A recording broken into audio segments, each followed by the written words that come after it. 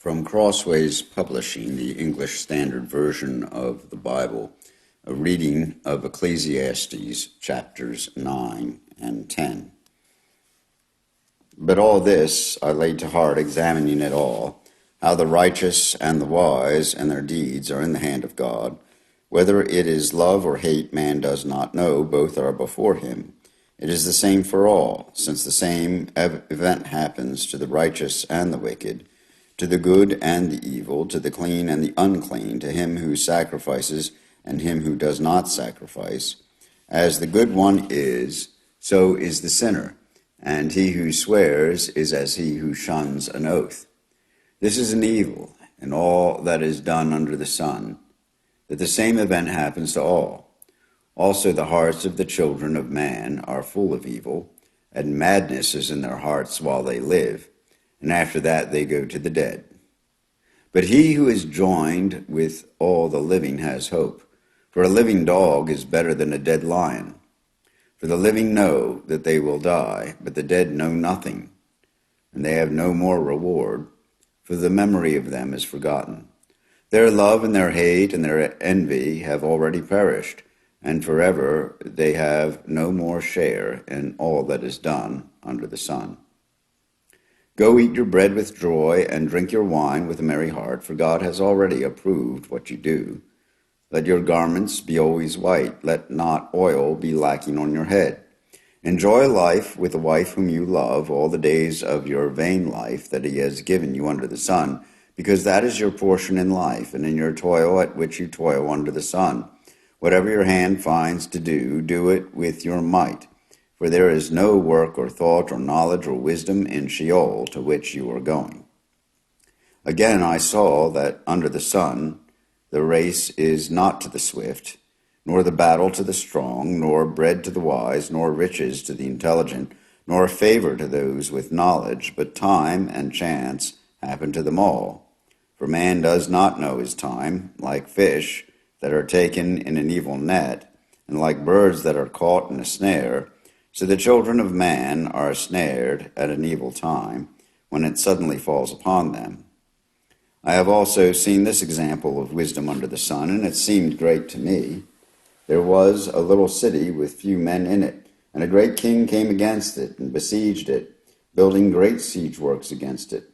For there was found in it a poor wise man, and he by his wisdom delivered the city. Yet no one remembered that poor man.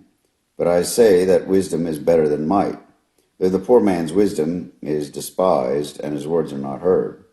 The words of the wise heard in quiet are better than the shouting of a ruler among fools. Wisdom is better than weapons of war, but one sinner destroys much good. Dead flies make the perfumer's ointment give off a stench. So a little folly outweighs wisdom and honor.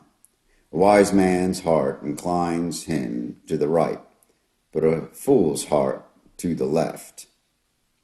Even when the fool walks on the road, he lacks sense, and he says to everyone that he is a fool. If the anger of the ruler rises against you, do not leave your place, for calmness will lay great offenses to rest. There is an evil that I have seen under the sun, as it were an error proceeding from the ruler. Folly is set in many high places, and the rich sit in a low place. I have seen slaves on horses, and princes walking on the ground like slaves. He who digs a pit will fall into it, and a serpent will bite him who breaks through a wall. He who quarries stones is hurt by them, and he who splits logs is endangered by them. If the iron is blunt and one does not sharpen the edge, he must use more strength, but wisdom helps one to succeed. If the serpent bites before it is charmed, there is no advantage to the charmer. The words of a wise man's mouth win him favor, but the lips of a fool consume him. The beginning of the words of his mouth is foolishness, and the end of his talk is evil madness. A fool multiplies words, though no man knows what is to be, and who can tell him what will be after him. The toil of a fool wearies him, for he does not know the way to the city. Woe to you, O land, when your king is a child, and your princes feast in the morning. Happy are you, O land, when your king is the son of the nobility, and your princes feast at the proper time, for strength and not for drunkenness. Through sloth the roof sinks in, and through indolence the house leaks. Bread is made for laughter, and wine gladdens life, and money answers everything. Even in your thoughts do not curse the king, nor in your bedroom curse the rich. For a bird of the air will carry your voice, or some winged creature tell the matter. Here ends the reading of the book of Ecclesiastes, chapters 9 and 10, in the English Standard Version of the Bible by Crossways Publishing.